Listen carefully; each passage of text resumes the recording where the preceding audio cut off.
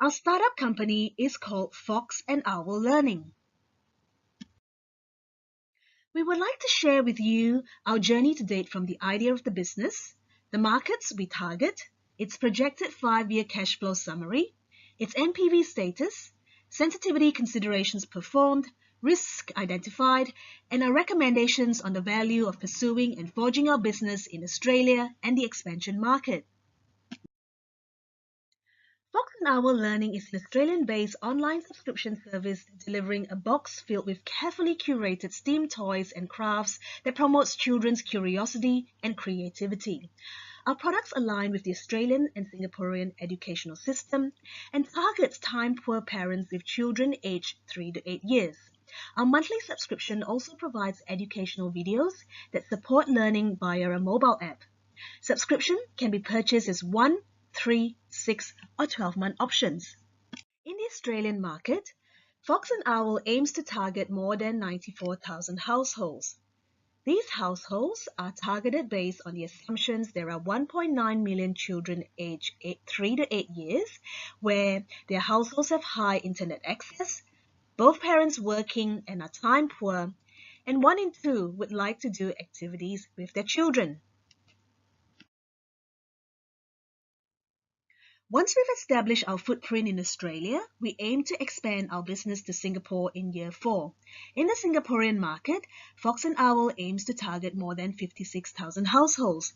These households are targeted based on the assumptions there are about 230,000 children aged 3 to 8 years, where their households have high internet access, both parents working and are time poor, and 1 in 2 would like to do activities with their children. Revenue has been modeled using a top-down approach, where we set target annual goals based on our total market size.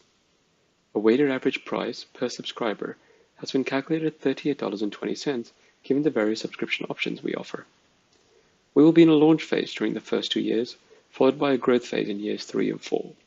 By year 5, we expect to hit maturity with new market competition and a slowdown in our customer acquisition rate. Despite this, we still expect to achieve $6.8 million in revenue for year 5. We've also assumed a 15% churn of our customers per quarter to be conservative.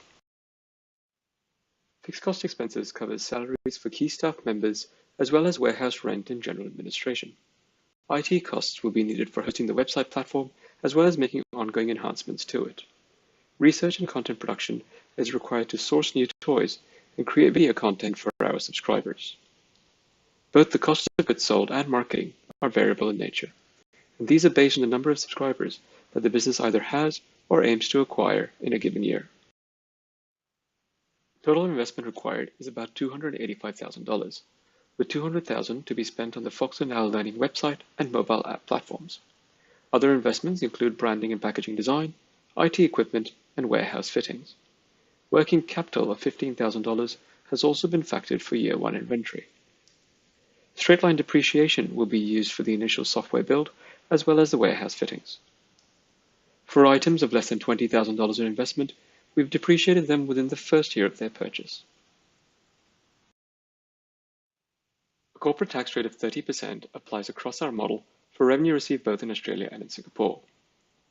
The venture makes no profit in its first 2 years, and we've therefore applied those losses to offset our tax bill in year 3. In year 3, we expect to pay just under $200,000 in taxes, $840,000 in year 4, and approximately $1.2 million of tax in year 5. Modelling shows the NPV for Fox and Owl after 5 years of operations is $4.2 million. This is based on a required rate of return or a discount rate of 30%. Internal rate of return for the business is calculated at 91%, with a payback period of 2.62 years. These metrics give the investor an understanding of how quickly funds invested in the venture will be recovered and enable comparison to other investment opportunities. All profitability measures indicate a viable business opportunity which should be pursued.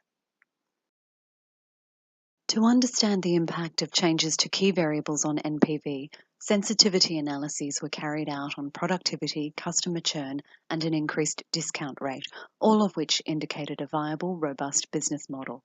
But analysis carried out on the weighted average price per subscriber highlights that sometimes figures can be misleading.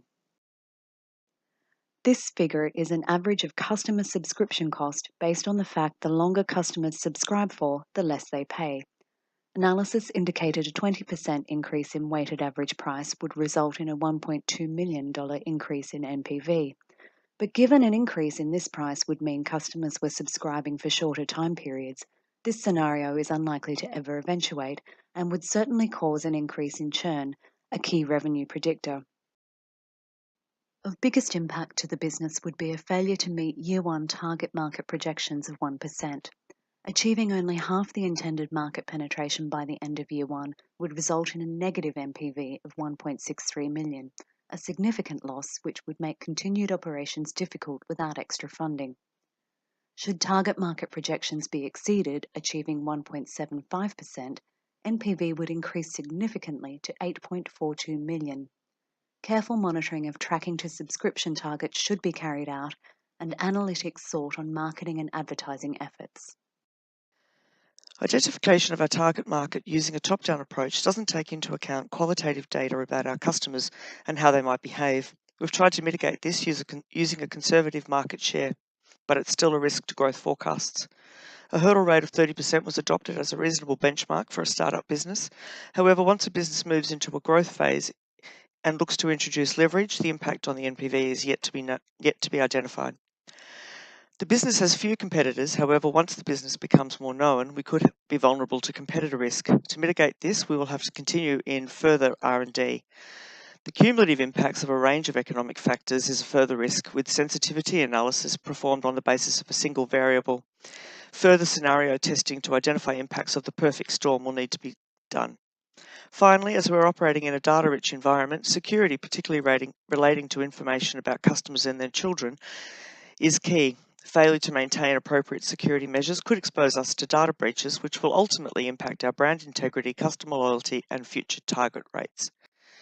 Our strengths are the substantial research on population and target market, our conservative approach to determining our share of the market.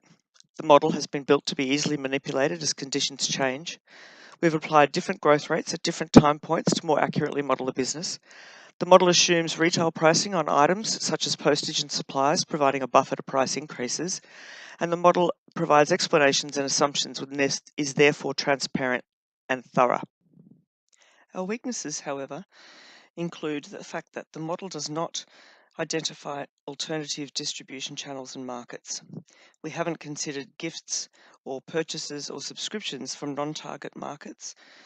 The working capital could have been more fully interrogated. We have assumed a 1-to-1 Singapore to Australian dollar exchange rate and haven't addressed any currency variances. Product pricing has been based on COGS and competitor pricing without market testing or research, and the sensitivity analysis has been undertaken on an individual factor basis rather than multiple factors occurring concurrently. We have also taken on a balanced NPV approach by examining other non-cash flow related issues of the business. The advantages of the venture are, firstly, there is flexibility to expand to other age groups, and we can look at other target markets such as childcare centres, schools, and the homeschool market. Secondly, there are currently few competitors in Australia, and this gives us an opportunity to capture a major market share. Society has and will continue to value education highly, and we believe that makes us robust to changes in economic conditions. Some disadvantages that we foresee are that R&D needs to be carried out constantly to improve our offerings and to retain customers. The business model is easily replicable, and so it is susceptible to competition.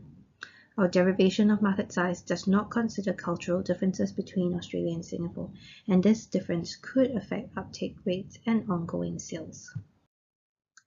Other considerations are that feedback from existing and exiting customers should be collected to analyze trends, and also to assess the satisfaction levels with our product and to ensure efforts are made to lengthen subscriptions and reduce churn.